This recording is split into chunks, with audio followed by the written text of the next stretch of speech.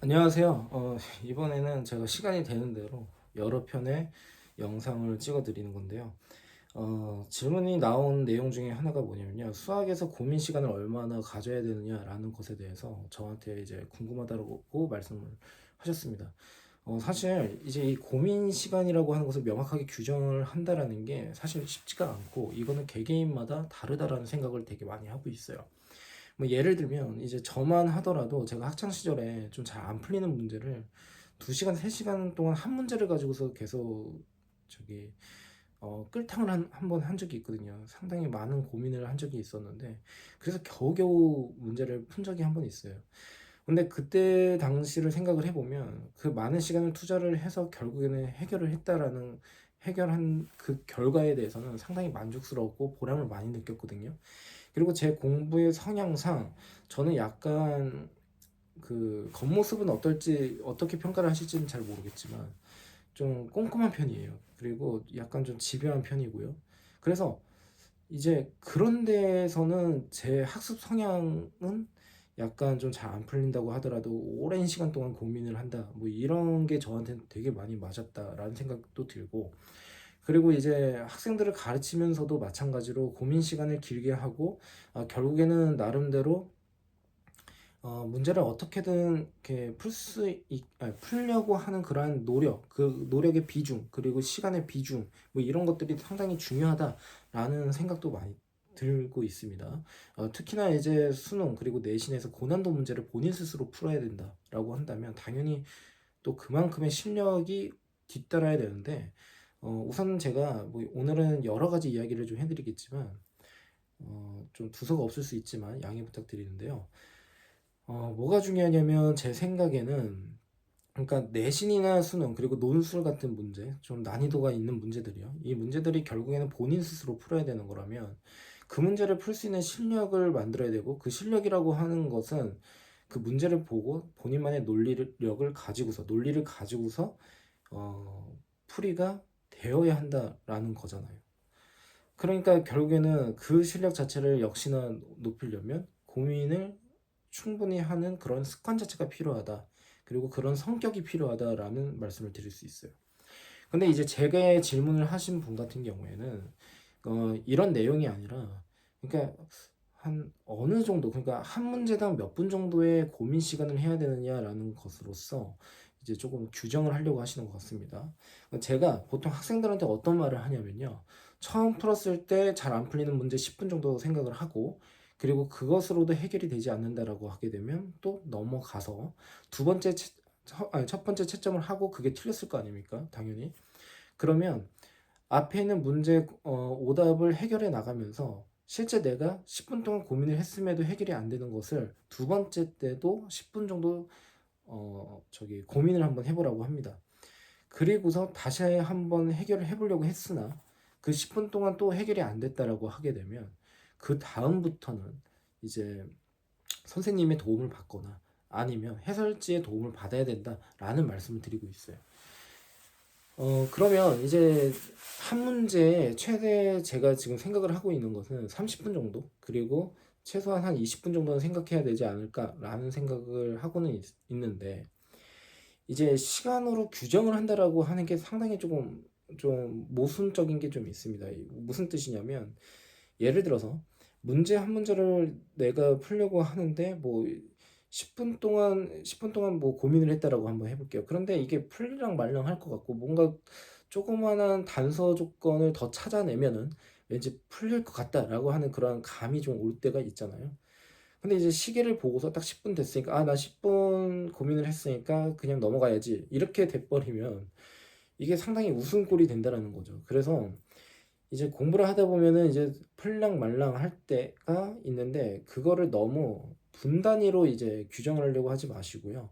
최대한 본인 스스로 어 그러니까 만족감이 있을 때까지, 그러니까 난 충분히 고민을 했어라고 한 것까지, 그리고 이렇게 고민을 해도 안 풀린다라고 하는 명확한 이렇게 확신이 올 때까지는 그래도 고민을 했으면 좋겠다라는 말씀을 드리고 싶습니다.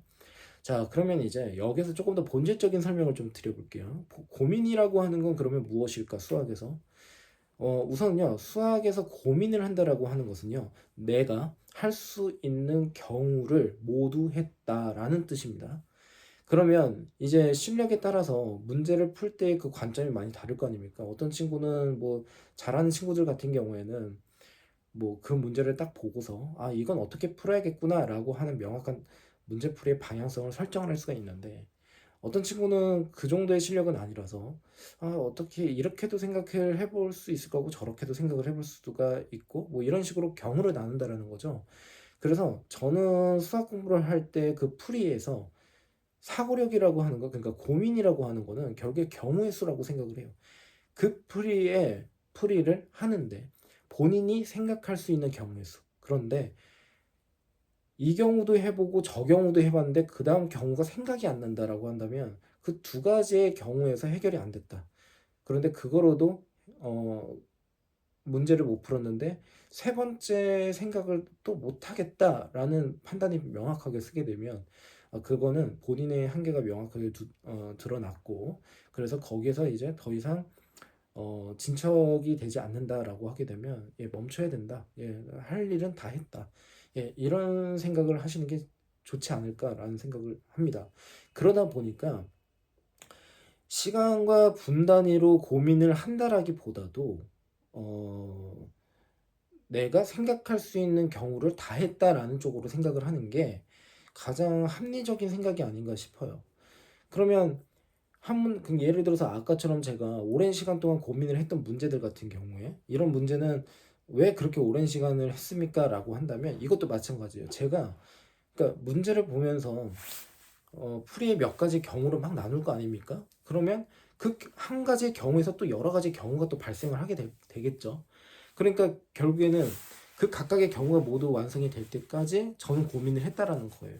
그러니까 마찬가지 어떤 문제든 간에 다 비슷하다라는 거가 됩니다. 그래서 우리가 일반적으로 이제 그러니까 항상 이렇게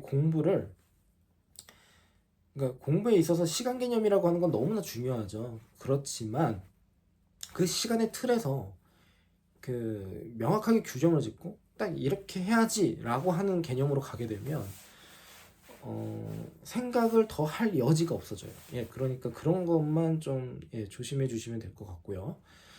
그 다음에 이제 말씀드리고 싶은 것은 그러면 내가 할 수 있는 경우를 모두 했다라고 했을 때 선생님한테 질문을 한다거나 이제 뭐 해설지를 본다라고 했을 때 그게 실제 도움이 되느냐라고 한다면 우선은 고민 없이 선생님의 도움을 받거나 고민 없이 해설지를 봤다라고 하게 되면 당연히 도움이 안 됩니다. 왜냐하면 본인이 어느 정도의 논리력을 가지고서 고민을 해서 문제를 풀었는데 안 풀린 거잖아요. 그러면 그 안 풀린 이유라고 하는 게 분명히 있어야 된다는 거죠.